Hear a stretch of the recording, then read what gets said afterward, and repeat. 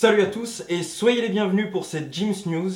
Sans plus tarder, je vous montre les quelques news que je vous rapporte du salon IBC, cette édition 2013. Welcome Jim's Tuto to the Adobe booth.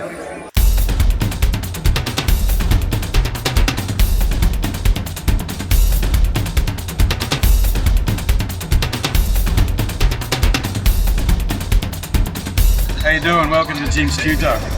We're here at the GoPro booth and I'm Nick Summers.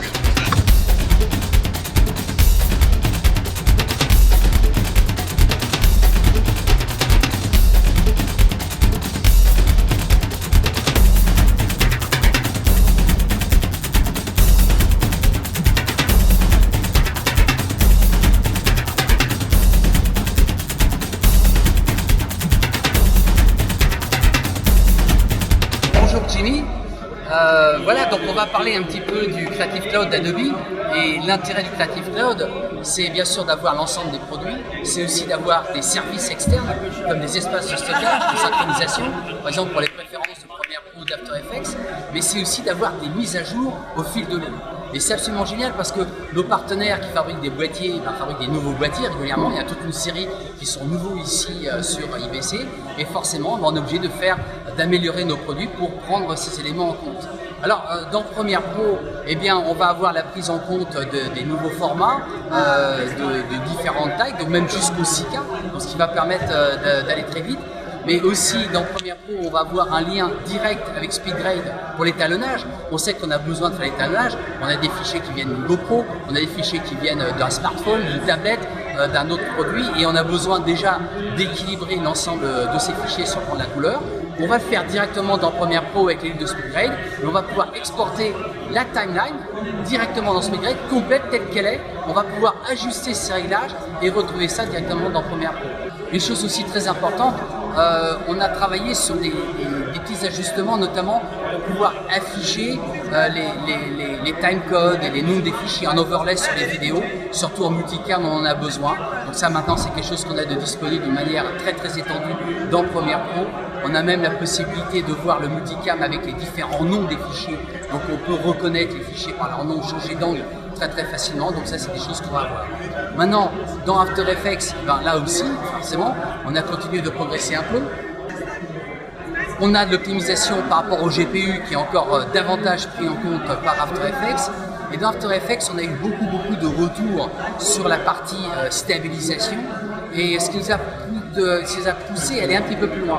Maintenant, dans After Effects, tu vas pouvoir tout simplement sélectionner une zone avec un contour vectoriel et demander de réaliser un tracking.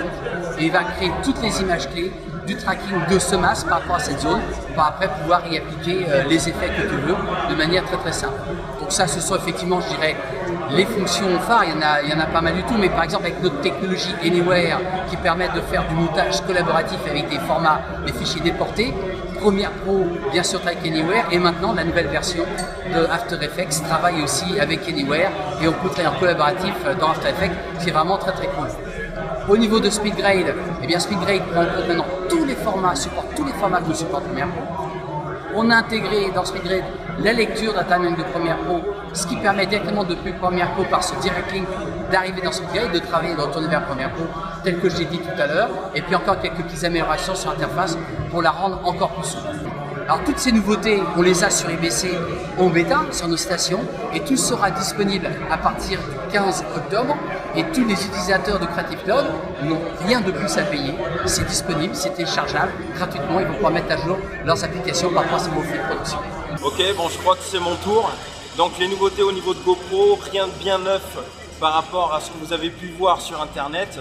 Là ce qu'on présente sur le stand, ça va être l'application GoPro sur smartphone et le nouveau logiciel GoPro, donc Cineform, qui est devenu GoPro Studio, où on a pas mal de nouvelles options qui vont plaire à pas mal de personnes, notamment donc le montage, la possibilité de supprimer l'audio de nos vidéos, d'y ajouter de la musique, faire des titres, mais aussi appliquer des filtres, des transitions, défaire la déformation du fisheye et enfin pouvoir exporter tout ça dans les formats MP4.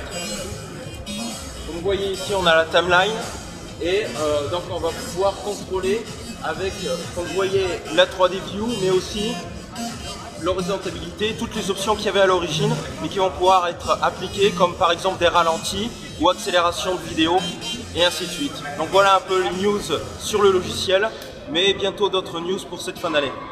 J'espère que ces news vous ont plu. Moi, je suis particulièrement motivé car ça veut dire qu'il va y avoir pas mal de tutos sur ma chaîne Jim's Tuto, sur After Effects, les nouveautés, mais aussi d'autres logiciels. En attendant, je vous montre avec quelques images les prochains tutos qui arrivent sur la chaîne. À très vite pour de nouveaux tutos.